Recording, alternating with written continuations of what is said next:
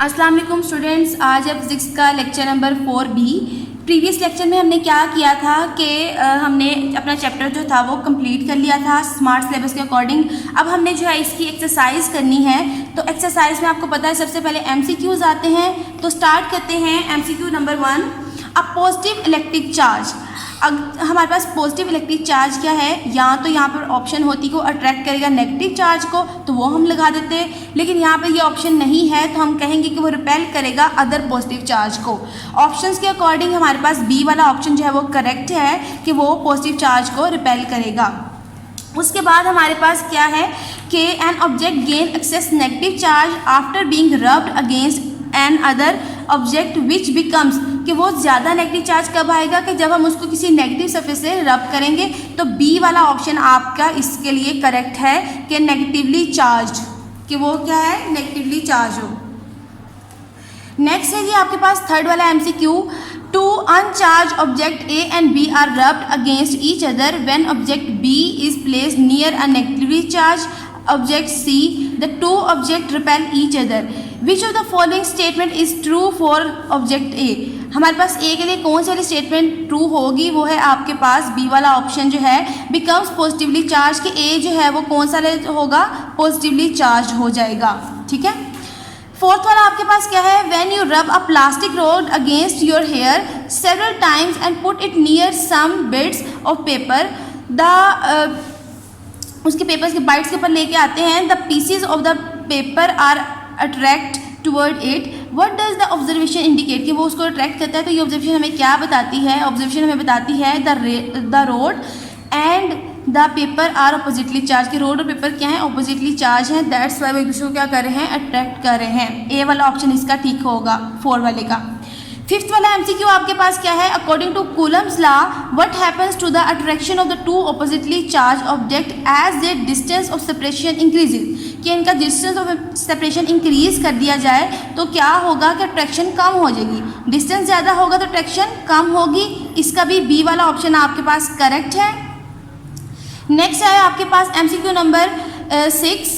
The Coulomb's law valid for the charges which are, कौन से वाले चार्जेस के लिए कूलम्स लॉ वैलिड था हमारे पास, पॉइंट चार्जेस के लिए या फिर स्टेशनरी चार्जेस के लिए। सी वाला ऑप्शन इसका करेक्ट है।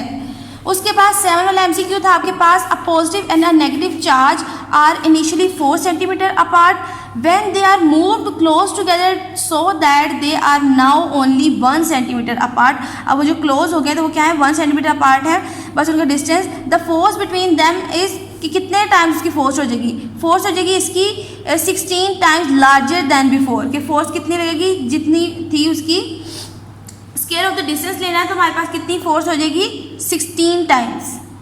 ठीक है, 4 का स्केयर लेंगे तो 16 टाइम्स ज़्यादा हो जाएगी।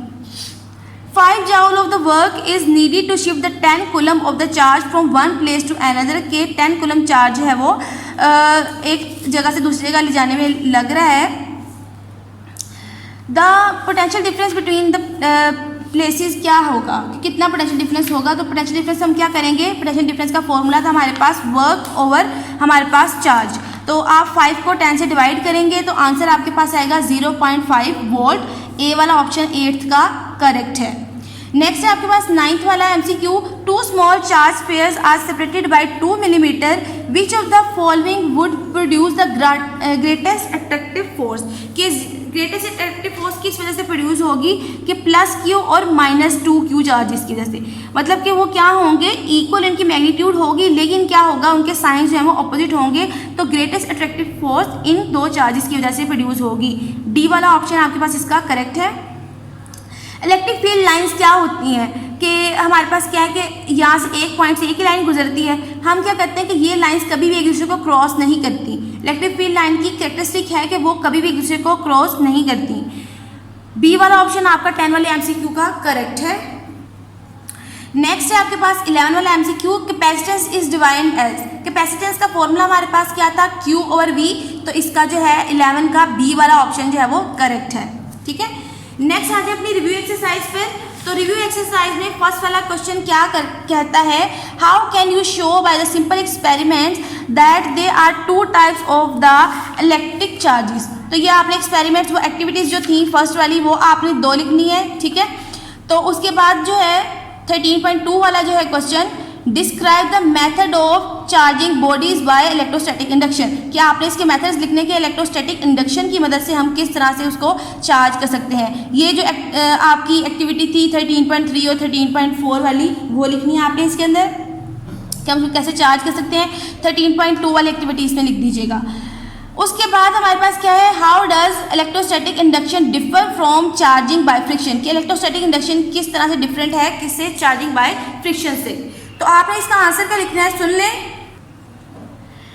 During the process of charging by friction we rub a neutral body with another neutral body, कि हम एक न्यूट्रल बॉडी को किसी दूसरी न्यूट्रल बॉडी से रब करते हैं।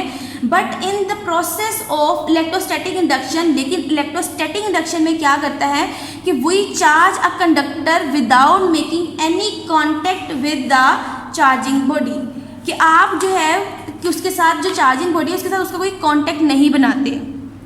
तो इसका प्रॉपर आंसर क्या है, during the process of charging by friction we rub a neutral body with another neutral body, but in the process of electrostatic induction we charge a conductor without making any contact with the charging body. ये है 13.3 वाले का answer. Next है जी आपके पास 13.4 वाला, आपने question करना ही नहीं है, ना 13.5 ना 6 और ना 7, क्योंकि ये टॉपिक मैंने आपको नहीं पढ़ाया तो इसके आपने क्वेश्चंस भी नहीं करने। नेक्स्ट है जी आपके पास 13.8 वाला क्वेश्चन कि explain Coulomb's law of electrostatics and right it's mathematical form. तो आपने कूलम्स लॉ जो है वो लिखना है पूरा का पूरा इसमें 13.8 वाले में। नेक्स्ट है जी 13.9 वाला, what is meant by electric field and electric field intensity. इनमें आपने जो है वो इनकी डेफिनेशंस लिखनी है। जैसे मैंने आपको बताया था कि शॉर्ट में आ जाए तो इलेक्ट्रिक फील्ड का जितना लिखना था वो वाला, और उसके बाद मैंने आपको इलेक्ट्रिक फील्ड इंटेंसिटी का भी बताया था कि शॉर्ट में आ जाए जितना, तो वो आपने लिखना है, ठीक है। उसके बाद है जी 13.10 वाला, इस electric intensity a vector quantity what will be its direction, कि इलेक्ट्रिक इंटेंसिटी क्या वेक्टर क्वांटिटी है, अगर है तो फिर इसकी डायरेक्शन क्या है। ये आपने जो है उसको आपके पास इलेक्ट्रिक फील्ड इंटेंसिटी में ये सारा का सारा आपको मिल जाएगा रीज़न, ये मैंने आपको पहले बताया हुआ है। नेक्स्ट हमारे पास क्या है, how would you define potential difference between 2 points. आपके पास जो था इलेक्ट्रिक पोटेंशियल का कि आपने पॉइंट ए से बी तक जो जाना था, डेरिवेशन हमने की थी, वो आपके पास क्या है कि जो Q को और Q नोट हमने करवाया था, वो सारा आपने आंसर इसके अंदर लिखना है, ठीक है। हाउ वुड यू डिफाइन 13.11 वाले में। उसके बाद हमारे पास जो है 13.12 वाला question, show that the potential difference can be described as energy transfer per unit charge between the 2 points। तो आपने ये भी आपको पोटेंशियल डिफरेंस वाले टॉपिक में मिल जाएगा। What do you mean by the capacitance of the capacitor। तो ये हमारे पास इजी है कि कैपेसिटेंस ऑफ द कैपेसिटर से क्या मुराद है, इसकी डेफिनेशन लिखें, इसका यूनिट लिखें और उसके बाद जो है उसके यूनिट को डिफाइन भी करें, जो कि इसका यूनिट फैरेड था। उसके बाद 13.14 वाला है आपके पास, derive the formula for the equivalent capacitance for a series combination. Series combination वाला आपने टॉपिक इसके अंदर लिखना है। उसके बाद 13.15 वाले में आपने describe the 2 different types of capacitors, आपने कैपेसिटर की कोई सी भी 2 टाइप्स को एक्सप्लेन कर देना है। 13.16 वाले में what is the difference between the variable and fix type capacitor, कि वेरिएबल और फिक्स टाइप कैपेसिटर में क्या डिफरेंस है वो आपने लिखना है इसके अंदर। और उसके बाद 13.17 वाले में एनालिस्ट हम यूजेज ऑफ द कैपेसिटर, और एंड पे आपने यूजेज लिख देने हैं। 13.18 और 13.19 आपने इसका क्वेश्चन नहीं करना, क्योंकि हमने ये टॉपिक ही नहीं पढ़ा तो हम ये क्वेश्चन नहीं करेंगे। नेक्स्ट है जी आपके कॉन्सेप्चुअल क्वेश्चंस। तो फर्स्ट वाला आपके पास कॉन्सेप्चुअल क्वेश्चन क्या है, an electrified rod attracts pieces of paper after a while these pieces fly away while, कि पहले जो है वो उसको अट्रैक्ट करती है लेकिन कुछ टाइम के बाद वही पीसेज जो है वो उससे दूर चले जाते हैं, ये ऐसा क्यों होता है। इसके रीज़न सुन लें कि आप क्या करते हैं कि अपनी रोड को किसी भी सिल्क के क्लॉथ के साथ रब करते हैं, ठीक है, और उसके बाद जो है वो पॉजिटिवली चार्ज हो जाती है। तो जब आप इसी रोड को जो है पीसीज के पास लेके जाते हैं, जो पेपर के पीसीज हैं उनके पास लेके जाते हैं, तो वो क्या होता है कि वो अपने इलेक्ट्रॉन्स जो हैं वो ट्रांसफ़र करना शुरू कर देते हैं। तो उसकी वजह से क्या होता है कि वहाँ पर जो पेपर्स हैं उनके ऊपर भी कौन सा वाला चार्ज आ जाता है, पॉजिटिव चार्ज। अब पॉजिटिव चार्ज वहाँ है और रोड के ऊपर भी क्या है, पॉजिटिव चार्ज है। तो इस वजह से क्या होगा कि पॉजिटिव को रिपेल करेगा, तो फिर पेपर्स दूर चल जाना शुरू हो जाएंगे, ठीक है। रीज़न है इसका, when a glass rod is rubbed with a silk cloth it is positively charged. This electrified rod attracts pieces of the papers. When the pieces of the paper touch the rod, they give up some electrons to the glass rod and become positively charged. They are then flown away by the rod due to the force of repulsion from the positive charge remaining on the rod. ठीक है कि force of repulsion की वजह से वो दूर चले जाएंगे। नेक्स्ट क्वेश्चन है आपके पास 13.2 वाला, how much negative charges has been removed from a positively charged electroscope if it has a charge 7.5 into 10⁻⁻11। जितना चार्ज उसके ऊपर है, ये पॉजिटिव चार्ज है तो हमें क्या है उतना ही हम नेगेटिव चार्ज जो है वो वहाँ से रिमूव करेंगे। ठीक है, उतना ही चार्ज, लेकिन उसकी डायरेक्शन ऑपोजिट, साइन जो है वो ऑपोजिट होगा। A charge of the -7.5 into 10⁻11 coulomb has been removed from a positively charged electroscope which has a charge of 7.5 into 10⁻11 coulomb, कि जिसका चार्ज इतना था तो हम उसके ऑपोजिट चार्ज है वहाँ से रिमूव करेंगे। 13.3 वाला क्वेश्चन देखें अपना। 13.3 वाला क्वेश्चन है, in what direction will a positive charge particle move in an electric field, कि वो जो हमारे पास पॉजिटिव चार्ज पार्टिकल था वो किस तरह से इलेक्ट्रिक फील्ड में मूव करता है। तो हमने वो इलेक्ट्रिक फील्ड लाइंस ड्रॉ करके जो था वो बताया था। A positive charge released in an electric field will move along the direction electric field from higher potential to lower potential. वो कहाँ तक जाएगा, हायर पोटेंशियल से लोअर पोटेंशियल की तरफ उसकी डायरेक्शन होगी, पॉजिटिव से नेगेटिव की तरफ।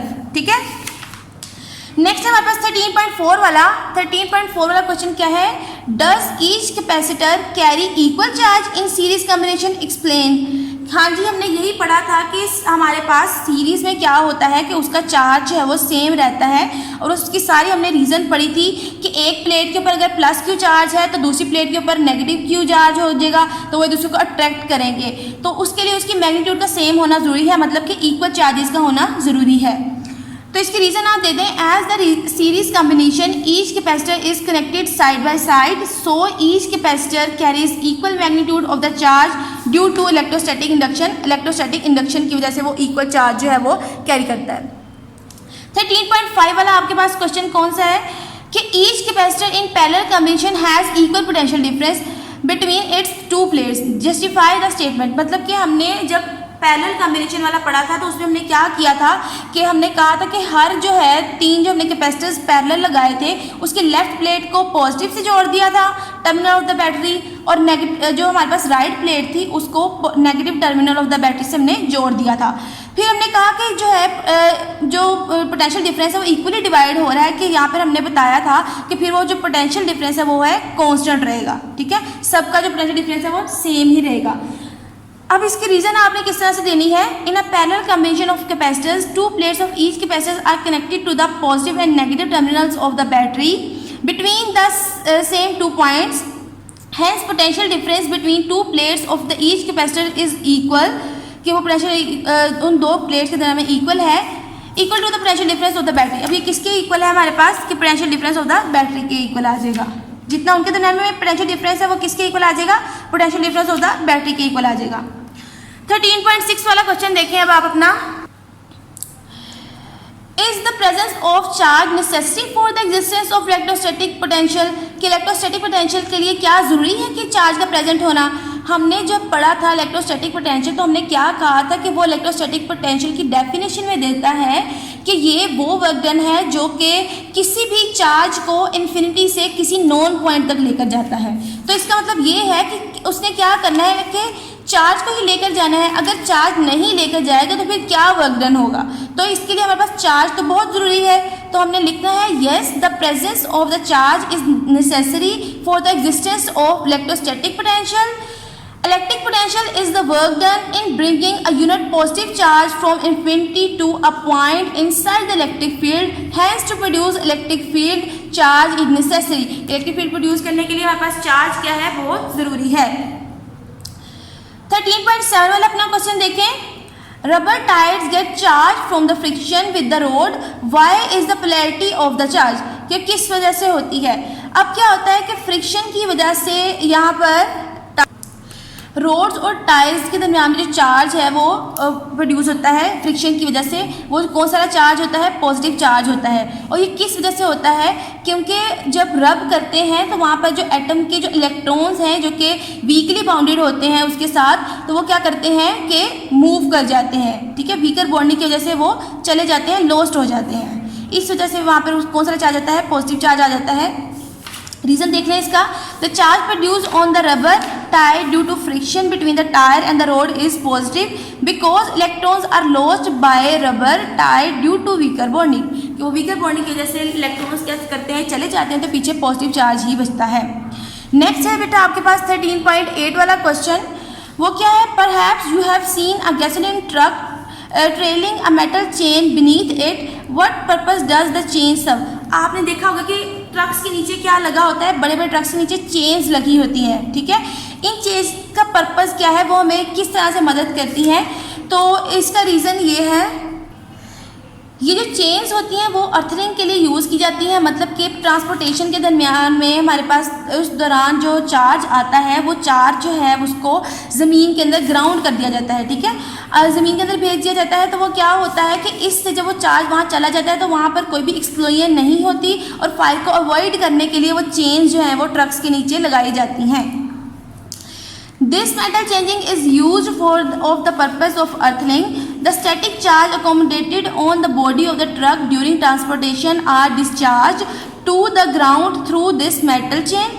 This may avoid any chance of the explosion or the fire during filling or the otherwise. कि फिलिंग के दरमियान में जो वो एक्सप्लोजन का डर होता है वो भी ख़त्म हो जाता है चांस, और जो है फायर वगैरह का वो भी चांस जो है वो ख़त्म हो जाता है, चार्ज नीचे चला जाता है। नेक्स्ट है जी आपके पास 13.9 वाला question. If a high voltage power line fail across your car while you were in the car, why should you not come out of the car? तो फिर आप जो है वो क्या पूछता है आपसे इस क्वेश्चन में कि अगर आपकी कार जो है वो कहाँ से है कि हाई वोल्टेज पावर लाइन से गुजर रही है, तो हमारे पास क्या है कि आप अपनी कार के अंदर ही रहेंगे, आप अपनी कार से बाहर नहीं निकलेंगे। क्यों? ठीक है। अब देखिए अगर हाई वोल्टेज है उसका, तो वो जो फील्ड जो है वो डेवलप होगी, वो क्या होगी कि वो जो सरफेस है कार की वो उसके ऊपर ऊपर रहेगी, उसके अंदर जो है वो फील्ड नहीं आएगी। लेकिन अगर आप कार से बाहर आ जाते हैं तो फिर क्या होता है कि वो जो चार्ज है वो सारा का सारा डिस्चार्ज कर देगा आपकी बॉडी में। उसके बाद क्या होगा कि मामला फिर और बिगड़ सकते हैं। इसका रीज़न देख लें। Similar to the Faraday's cage inside the car you are safe from the influence of external field. The charge is evenly distributed on the surface of the car and the electric field inside the car is zero. electric field car के अंदर नहीं है, सिर्फ car की surface तक है। But if we touch the ground, लेकिन अगर हम ग्राउंड को टच कर जाते हैं while coming out of the car, अगर हम कार से बाहर आकर उसको टच कर जाते हैं, the charge will be discharged to the ground through our body. वो हमारी बॉडी से जो है अर्थ में जो है वो चला जाएगा, और hence it may be fatter. और ये हमारे पास मामला फिर और भी बिगड़ सकते हैं, बहुत बुरे हालात जो है वो हो सकते हैं, करंट वगैरह का सारा इशू हो सकता है। नेक्स्ट है जी आपके पास 13.10 वाला क्वेश्चन। वो क्या है आपके पास? Explain why a glass rod can be charge by rubbing when held by hand but an iron rod can not be charge by rubbing if held it by hand. कि वो क्या कहते हैं कि आप जो है ग्लास रोड जो है उसको तो आप रब करके चार्ज कर सकते हैं, लेकिन एक आयरन रोड को नहीं कर सकते। तो इसका आपने रीज़न देना है। इसका रीज़न क्या है कि ग्लास रोड जो है वो इंसुलेटर है, और उसके बाद हमारे पास आयरन रोड क्या है? कंडक्टर है। Because the glass rod is an insulator so the charge develop on it during the rubbing does not flow to the ground. तो वो फिर ग्राउंड में नहीं जाएगा, ठीक है, हमारे हैंड की वजह से। क्योंकि अगर हमने ग्लास रोड हैंड में पकड़ी हुई है तो हमारी बॉडी से क्या है, हम ज़मीन पर खड़े हैं, तो वो जो चार्ज जो होगा वो उस ग्लास रोड के ऊपर सारा का सारा कहाँ पे ग्राउंड कर जाएगा? ज़मीन के अंदर चला जाएगा, ठीक है। मतलब उसको हम अगर चार्ज ज़मीन में चला जाए तो हम कहते हैं कि वो ग्राउंड कर गया है। लेकिन इसी तरह से हमारे पास क्या है कि वो वहाँ पर नहीं जाएगा। However iron rod is a conductor and charge develop on it during the rubbing can easily flow to the ground through the hand holding. हमारे पास अगर हमने जो आयरन रोड है उसको हमने चार्ज कर दिया तो क्या करेगा कि अगर हमने हाथ में पकड़ा है तो वो कंडक्टर होने की वजह से क्या होगा कि उसमें से चार्जेस गुजर जाएंगे और वो नीचे की तरफ हमारी बॉडी के थ्रू अर्थ में चला जाएगा, वो सारा का सारा जो चार्ज होगा। For this reason, all metal objects used in electrostatic have insulating handles or the stand. इसीलिए जो सारे जो हमारे पास हम ऑब्जेक्ट्स यूज़ करते हैं इलेक्ट्रोस्टैटिक में, उनका हैंडल्स जो होते हैं वो क्या होते हैं कि इंसुलेटर्स के बने होते हैं, मतलब प्लास्टिक वगैरह के, कि अगर हम उनको हाथ में पकड़ें, उनके ऊपर कोई चार्ज हो तो हम उनको हाथ में पकड़ें तो उसका जो चार्ज है वो ग्राउंड ना कर जाए। ठीक है, ये आपका जो है वो चैप्टर कंप्लीट हो गया था। अब आपकी एक्सरसाइज भी कंप्लीट होगी। आपके इस चैप्टर के सिर्फ न्यूमेरिकल्स हैं, वो हम नेक्स्ट लेक्चर में डिस्कस करेंगे। आपने क्या करना है, अपने ये सारे के सारे कॉन्सेप्चुअल क्वेश्चंस को अच्छे तरीके से याद करना है, और जो रिव्यू एक्सरसाइज है वो क्वेश्चंस हमने पहले ही याद, मैंने आपको साथ साथ करवा दिए थे, बस आपने एक दफ़ा उनको रिवाइज करना है। ठीक है, स्टे ब्लेस्ड, अल्लाह हाफिज़।